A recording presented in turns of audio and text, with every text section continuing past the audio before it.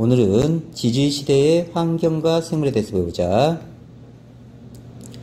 화석, 지질시대에 살았던 생물의 유해나 흔적이 지층 속에 보존되어 있는 거야. 주로 퇴적암에서 발견됩니다. 지질시대는 지구가 생긴 이후 지질 활동이 있었던 모든 시기로 지구가 탄생한 약 46억 년 전부터 현재까지를 말한다. 생물의 유해나 생물의 흔적이 빠르게 매몰된다. 퇴적층이 계속 쌓이면서 퇴적암이 되고 화석이 된다. 지각변동으로 지표에 노출되면서 화석이 발견된다. 화석이 생성되는 조건, 뼈, 이빨, 껍데기와 같이 단단한 부분이 있어야 한다. 생물체가 죽은 다음 빨리 묻혀야 된다. 원래 성분이 화석화 작용을 받아야 된다. 화석화 작용은 생물을 이루는 원래 성분이 재결정되거나 광물질로 치환되거나 탄소 성분만 남아 단단해지는 과정이야. 그러니까 선생님이 이렇게 땅속에 파묻혔어. 여기. 그러면 원래 성분은 빠져나가고 다른 성분으로 치환돼서 이렇게 만들어지는 거야. 퇴적암이 생성된 후 심한 지각변동이나 변성작용을 받지 않아야 되고요. 화석의 이용, 지층의 대비 및 지질시대 구분, 고기후 및 과거 수륙분포 추정, 생물 진화의 증거, 에너지 자원 탐사 등에 이용된다. 표준화석과 시상화석, 표준화석은 시대적 표준이 되는 거야. 지질시대를 구분하는 기준이 되는 화석이고, 조건은 생존기간 짧고 개체수가 많고 분포면적이 넓어야 돼. 그러니까 지질시대가 쭉 이렇게 이어져 있는데 A란 생물이 여기 잠깐 살다 가셨어. 넓은 면적에. 그러면 요 A란 생명체는 이 전도 후도 발견되지 않아. 그러니까 표준화석은 특정 시대를 가리켜주는 거야. 다음 대표적인 예, 삼엽충, 방추충 고생대고요. 암모나이트 공룡은 중생대, 화폐성 메모대는 신생대입니다. 시상화석, 시대적 상황을 알려준다 이렇게 연상하시면 돼요. 얘는요, 옛날부터 지금까지 쭉 좁은 지역에 사는 거야. 특정 환경에서. 그러니까 얘는 어떤 시대인지는 알 수는 없지만 특정 조건을 알 수가 있습니다. 생물이 살았던 당시의 환경을 알려주는 화석입니다. 자, 조건은 생존기간이 길고요. 생존기간이 길고 분포면적은 좁으며 환경변화에 민감해야 한다. 대표적인 예, 산호가 발견되면 그 지층은 따뜻하고 얕은 바다 환경이라는 뜻이고요. 고사리가 발견되면 온난 다습한 육지 환경을 뜻하는 거예요. 그래서 시상화석은 생존기간 길고요. 분포면적은 좁습니다. 표준화석은 생존기간 짧고요. 분포면적이 넓다. 표준화석, 지질시대를 구분하는 기준이 되고요. 생존기간이 짧고 분포면적은 넓어야 된다. 시상화석, 생물이 살았던 환경을 알려준다. 생존기간 길고 분포면적이 좁아야 된다. 조개는 얕은 바다나 갯벌, 참나무가 발견되면 강수량이 많고 습한 육지다. 표준화석의 조건, 생존기간 짧고 분포면적 넓다. 시상화석의 조건, 생존기간이 길고 환경변화에 민감하다. 고기후 연구, 기상을 관측하기 이전 지질시대의 기후를 고기후라고 합니다. 이 고기후를 알기 위해 무엇을 조사할까 봅시다. 고기후 연구 방법, 화석 연구, 나무 나이테 조사, 꽃가루 화석 연구, 석순 연구, 빙하코어 분석, 유공충 화석 분석이 있어요. 하나씩 봅시다. 화석 연구, 시상화석의 종류와 분포로부터 과거의 환경을 추정한다. 고사리, 온난 수변한 기후에서 서식하므로 고사리 화석이 발견되면 그 당시 기후가 온난 수변했음을 알 수 있다. 자, 비교적 가까운 기후는 문헌이나 빙하코어, 종리석과 석순, 나무의 나이테, 산호 골격, 꽃가루 등을 이용하고요. 지질시대와 같이 보다 먼 과거의 기후는 고생물 화석, 지층 퇴적물, 빙하의 흔적 등을 통해 알아낸다.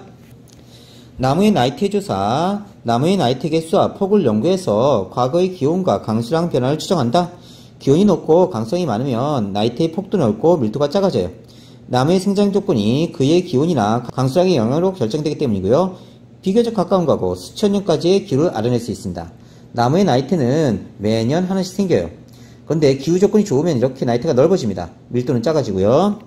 꽃가루 화석 연구, 꽃가루 화석의 종류를 분석하면 기후와 식물의 분포 등을 알 수가 있고요. 석순 연구, 방사성 탄소를 이용해서 생성 시기를 추정하고 산소 동위원소의 비를 이용하여 생성 당시 기온을 추정합니다.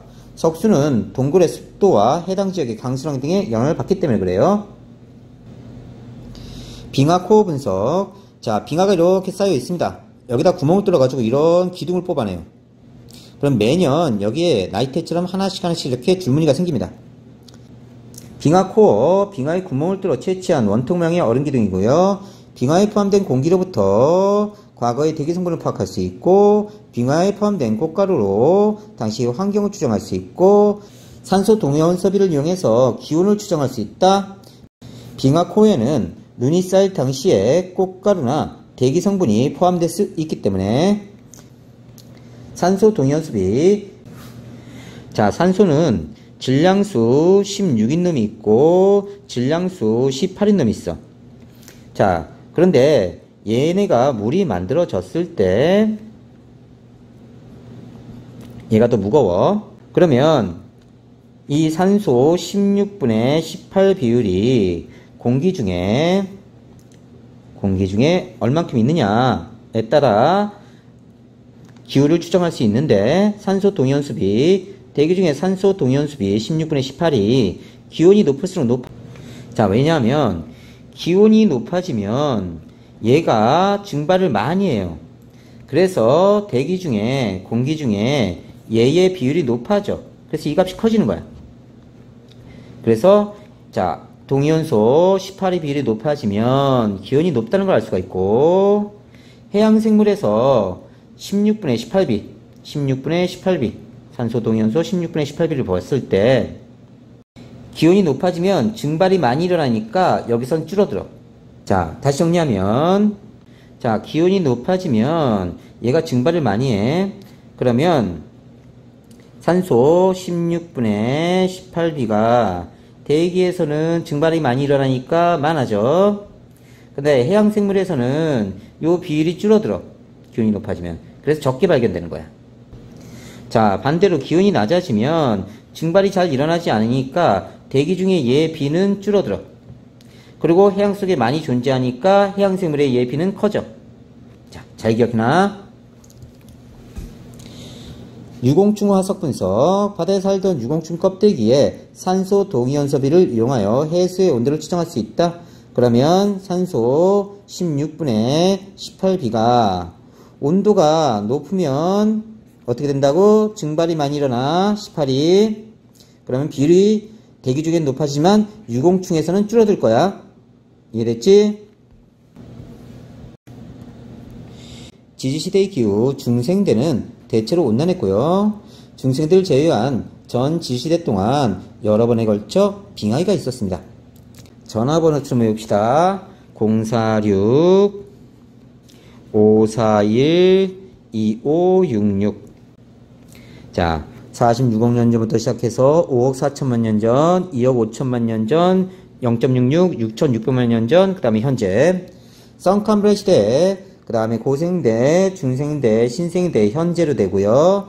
고생대는 다시 캄브리아기, 오르도비스기, 실리아기, 대봉기, 석탄기, 페른기 이렇게 되고요.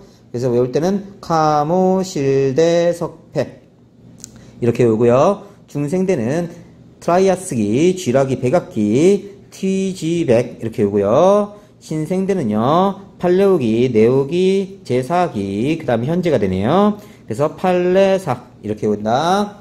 성캄브리아 시대는 한랭했어요. 고생대 때는 온난했다가 오르도비스기 말에 한랭해집니다. 빙하기가 한번 오고요. 자, 대봉기, 석탄기 걸치면서 페른기 때 다시 한량하죠.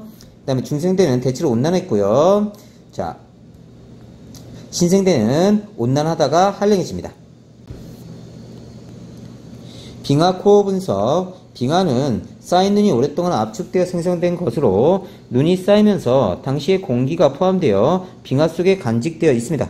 이 때문에 극지역에서 시추를 통해 빙하 코어를 채취하고 빙하 코어를 분석하면 수십만 년 전의 기후까지 알 수 있습니다. 수억 년 아니에요.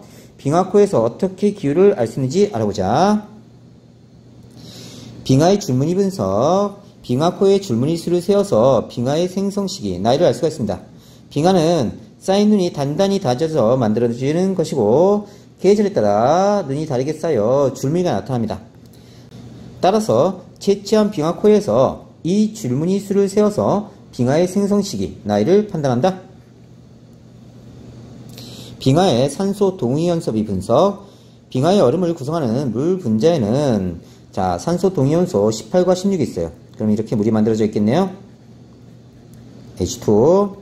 이를 통해 기온을 알 수가 있다. 그래서 온도가 높으면 자, 18인 놈이 증발이 더 많이 돼요. 그러면 공기 중에서 비율이 높아져. 바다에서는 비율이 낮아져. 온도가 낮아지면 자, 증발이 잘 일어나지 않습니다. 잘 일어나지 않아요. 그럼 공기에선 비율이 줄어들고 바다에서는 비율이 높아집니다. 다시 봅시다. 산소 동위원수비는 기온 변화에 따라 비율이 달라지는데 따뜻한 시기에는 18의 증발이 많이 일어나니까 16분의 18 비율이 높고 찬 시기엔 낮다. 어디서? 대기와 빙하에서. 대기. 왜냐하면 대기로 올라간 요 물 분자가 다시 눈으로 쌓이니까 대기와 눈은 똑같이 생각하시면 돼요. 물 분자를 이루는 산소는 18과 16 두 가지 동위원수가 있는데 질량수 18은 질량수 16인 것보다 증발이 잘 안 되고 응결은 잘 돼요. 그래서 질량수 18은 자 16보다 무겁고 인력이 세서 그래요. 따뜻한 기후일 때는 해수에서 질량수 18인 물이 평소보다 잘 증발되고요. 이 시기에 수증기는 눈으로 쌓이면서 빙하 속에 16분의 18비가 커지게 됩니다. 빙하에 포함된 공기방울 분석, 빙하가 만들어진 과정에서 눈이 쌓일 당시 포함된 공기방울을 분석하면 과거 대기의 성분과 기온을 알 수가 있습니다. 빙하 속 공기방울을 분석해서 그 당시 대기 중 이산화탄소 농도 변화를 알 수 있고 과거 기후변화와 비교하면 이산화탄소의 농도가 높은 시기에 기온도 높게 나타나는 걸 알 수가 있어. 이산화탄소가 온실효과를 일으키니까 이산화탄소가 많아지면 기온도 높아진다. 지질시대의 구분, 지질시대 지구가 탄생한 46억 년 전부터 현재까지 시간입니다. 지질시대의 구분 기준, 생물계에 일어난 급격한 변화, 생물계의 큰 변화, 많은 종류의 생물이 갑자기 전멸하거나 출현한 시기를 경계로 구분한다.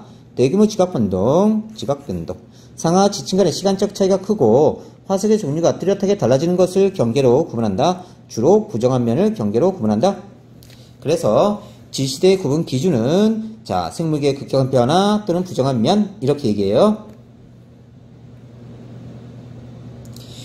지질시대의 구분 단위 누대, 대, 기로 구분한다. 이렇게 형성하자. 누대기, 입었다. 누대기, 누대, 대기. 누대는 지질시대를 구분하는 가장 큰 단위로 생물체가 없거나 화석이 거의 발견되지 않은 성캄브리아 시대. 근데 성캄브리아들을 다시 시생누대와 원생누대로 구분합니다. 화석이 풍부하게 산출되는 현생누대로 구분한다.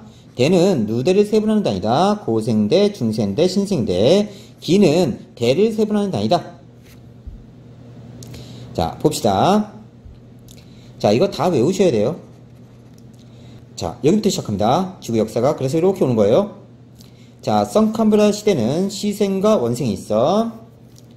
자, 그 다음에 시생누대에 초고중신, 초시생대, 고시생대, 중시생대, 신시생대. 다시 성캄브리아대 시생과 원생이 있다. 시생누대에 초고중신 대가 있고요. 초시생대, 고시생대, 중시생대, 신시생대. 원생누대에 고중신, 고원생대, 중원생대, 신원생대. 현생누대에 고생대, 중생대, 신생대가 있어. 자, 시원하다. 그 다음에 현생. 시원은 성캄브리아 시대다. 자, 시생의 초고중신 시생대. 원생의 고중신, 고원생, 중원생, 신원생, 원생. 그 다음에 현생의 고중신. 다시 고생대에 카모실대 석패가 있다. 다시 중생대에 트위지백이 있다. 다시 신생대에 팔레사. 이렇게 외우세요. 그 다음에 46억 년 전에 시작해서 5억 4천 1000만 년까지 5.41. 다음 중생대는 2억 5천만 년 전까지 2.5. 그 다음에 신생대는 0.66이야. 6600만 년 전. 그 다음에 현재까지. 지지세 이름에 생이 들어가는 까닭. 지지세 구분은 큰 지각 변동이 일어나는 시기를 기준으로 하지만 실제적으로는 생물의 대량 멸종과 같은 생물계의 급격한 변화가 일어나는 시기를 기준으로 구분한다. 이 때문에 고생대, 중생대, 신생대라고 생자를 붙인 거야. 생물 때문에. 그리고 이거 다 외워주세요. 완벽하게. 지지시대 환경과 생물, 썬캄브레 시대의 환경과 생물, 생물이 많지 않았고 여러 차례 지각변동을 받았으므로 환경을 알기 어렵다. 시생누대, 대기에 산소 거의 없었고요. 원핵 생물인 사이아노박테리아 남세균이 출현했다. 자, 남세균이 뭘 하죠? 그쵸? 광합성을 하죠? 그러면서 서서히 산소를 만들어냅니다. 그 다음에 고생대 때 산소가 바다에 포화되고 대기로 나오고 오존층까지 형성되게 돼. 자, 이때 남세균이 쌓인 스트로마톨라이트가 발견된다. 스트로마톨라이트는 얕은 바다에서 사이아노박테리아가 퇴적물과 함께 층상으로 쌓여진 화석이야. 자, 썬캄브레 시대의 원생누대입니다.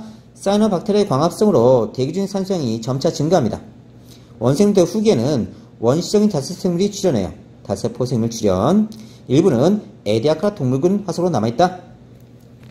에디아카라 동물군 화석 약 6억 7천만 년 전에 원생누대 후기 화석으로 묵초추동물로 해파리, 벌레, 해면동물 등 단단한 골격이나 껍데기가 없는 흔적 화석으로 산출된다.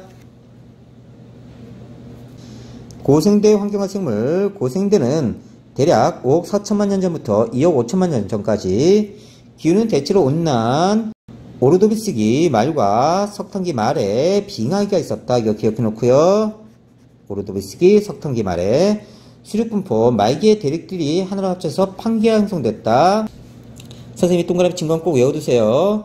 해양생물이 급격히 증가했고 다양한 묵초수동물, 어류, 양서류, 파충류가 출현했다. 자, 그래서 고생대 말에 판기가 형성됐다. 기억해 놓고요.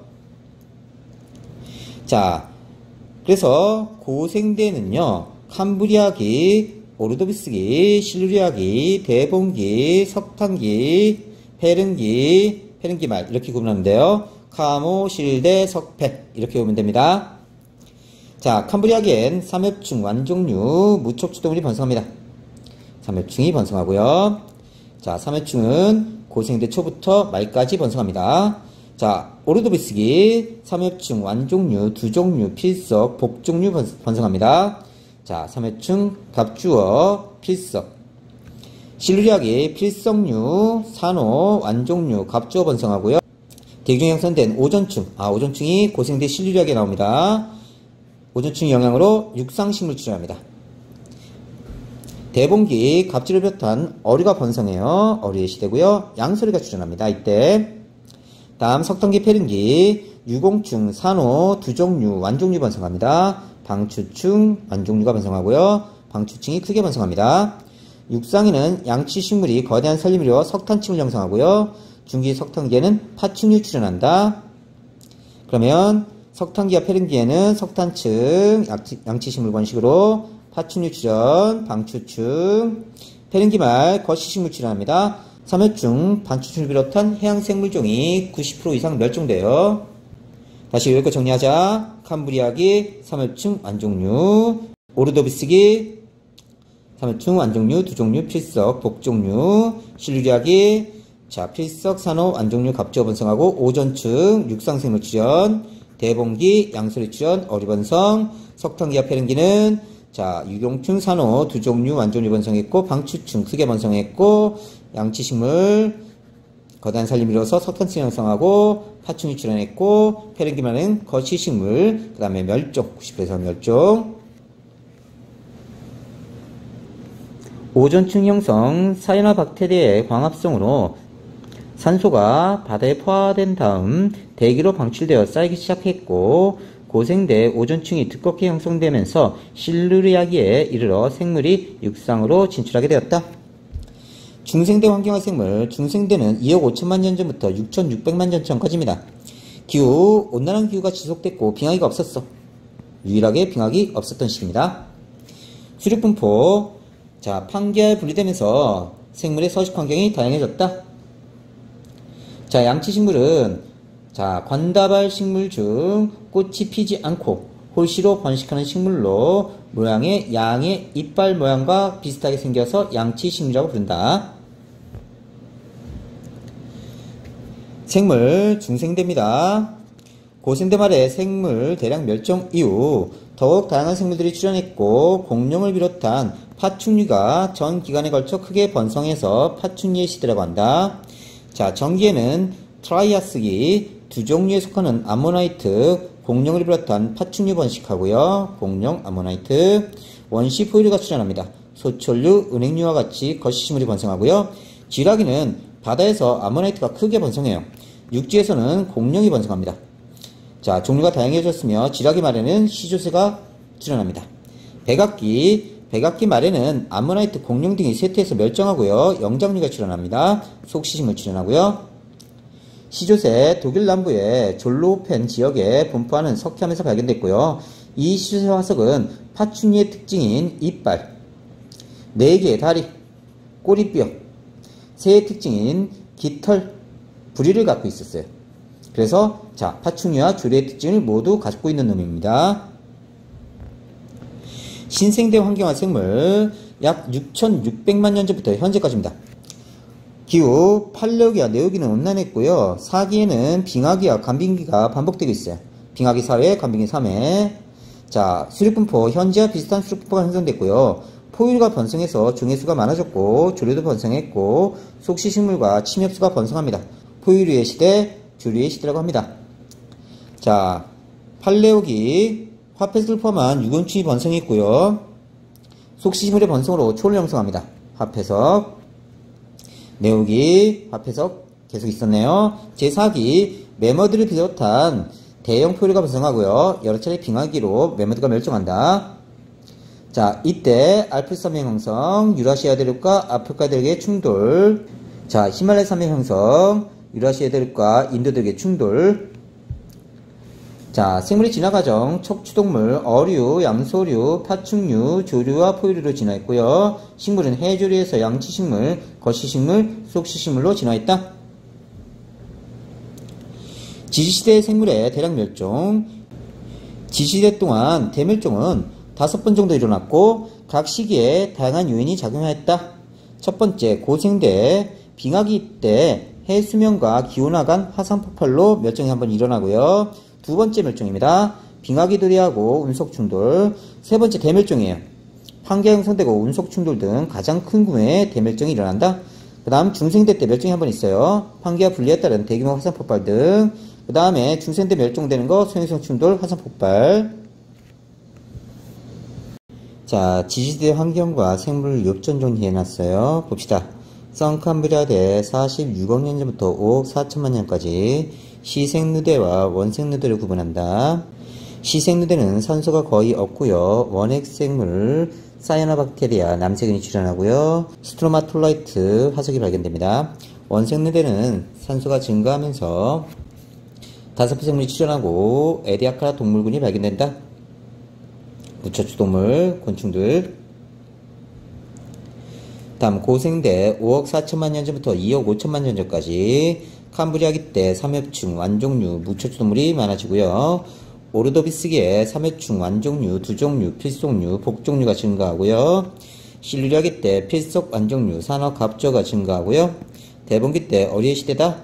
자, 어리가 증가하고 양서류 출현했다. 양서류 출현, 대봉기. 다음 석탄기, 페른기에는 유공충, 산호, 두종류, 완종류 많아지고 방추충이 굉장히 많아졌네요.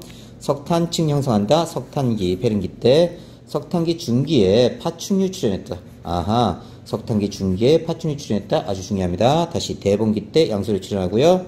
석탄기 중기에 파충류 출현하고 페른기 말에 거시식물 출현하고 자, 생물의 90%가 멸종한다. 다음 중생대 2억 5천만 년 전부터 6,600만 년 전까지입니다. 트라이아스기 아무래도 공룡 많아지고요. 원시 포유류 출현합니다. 자, 포유류 출현 언제다? 트라이아스기 중생대. 거시식물 많아지고요. 쥐라기 때 암모나이트 공룡 번성하고요. 시조새 쥐라기 말에 출현했다. 시조새기는 쥐라기 말에 출현했다. 백악기 공룡 암모나이트 영장류 출현했고요. 영장류 출현 언제? 백악기 때 곧 중생대 말. 속식물 출현도 중생대 말. 자, 신생대 6,600만 년부터 현재까지입니다. 팔레오기, 네오기는 합해서 유공축이 증가했고 속식물 번성했고 사기 때는 매머드 증가했는데 자, 매머드 멸종도 사기에 일어나네요. 자, 이렇게 정리해놨으니까 요거 잘 암기하세요. 그 필요한 거 있으면 조금 더 추가하면 됩니다. 자, 여기도 화면 정지시켜 놓고 자, 따라서 적으세요.